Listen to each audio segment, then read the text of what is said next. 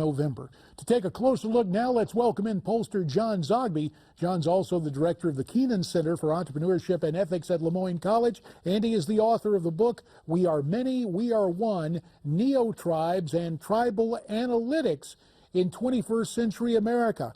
To riff off of that, John Zogby, it's almost as if the two campaigns have gone tribal. There is Tim Kaine doubling down on that narrative of deplorable during a rally in Ann Arbor, Michigan. Let's look and listen.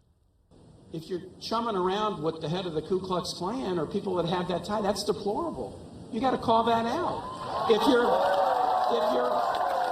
If you're attacking immigrants, that's deplorable. If you're attacking LGBT Americans, that's deplorable. If you're attacking people because they're Muslims, that's deplorable. I think you can't attack people.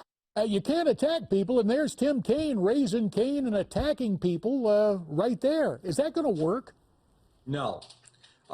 So far it hasn't worked. You know, you have to be able to sell a likable product or make a product into a likable one, and it really doesn't work if you make the other one more deplorable.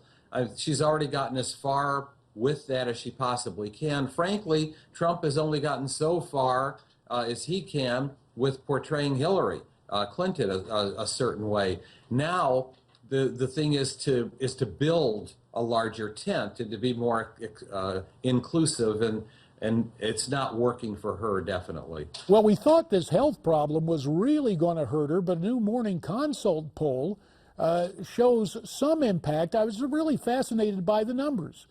44% say Mrs. Clinton's health will impact her ability to serve, but 43% say no, and another 13% say they don't know. Do you find that surprising? No, not at all. I mean, she has basically 43% support. Whether or not that's going to be enough to win and win in enough states remains to be seen. I don't think so. But what we have, you know, is for the first time a poll that includes only a small slice of the sample since the fainting and pneumonia incident became public.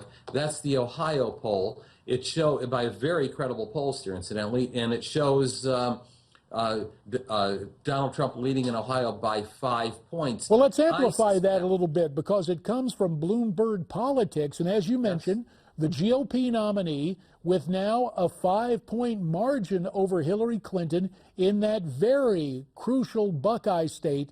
Trump at 48, Clinton at 43. The poll conducted over the weekend, the tail end of Hillary's health care scare. Health scare. So do you think this margin will grow? I do. We'll know for certain in the Thursdays and Fridays batches of polling. I suspect, though, that Trump hasn't had this kind of lead in Ohio before. And so if I look at that 5 points, I've got to think that the last day of polling, which would be Sunday night into Monday, last day of polling saw a spike up for Trump, down for Clinton. And that is mirrored, averaging 5 points. Right, that is mirrored again in that daily tracking poll from the LA Times. Trump moving ahead nationally, again almost a 5-point margin, and well, for all intents and purposes, it is 5 points, 47% to 42%. John Zogby, we will continue to monitor this. As always, we appreciate your insights and analysis.